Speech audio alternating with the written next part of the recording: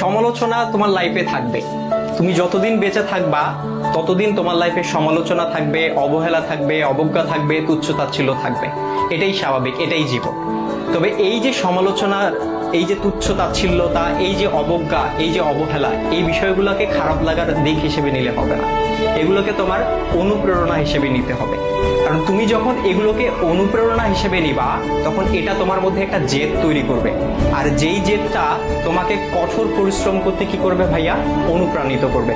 তোমার কঠোর পরিশ্রম করতে গিয়ে তোমার সব ধরনের ক্লান্তিগুলোকে দূর করে দিবে। আর যখন তুমি একবার কঠোর পরিশ্রম করতে শিখে যাবা, তখন স্যাক্রিফাইসের যে বিষয়টা, এই বিষয়টা তোমার মধ্যে অটো চলে আসবে।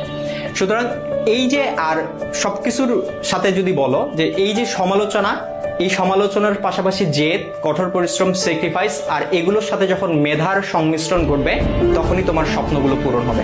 সুতরাং সমালোচনাকারীর এই যে সমালোচনা, এই যে অবজ্ঞা, এই যে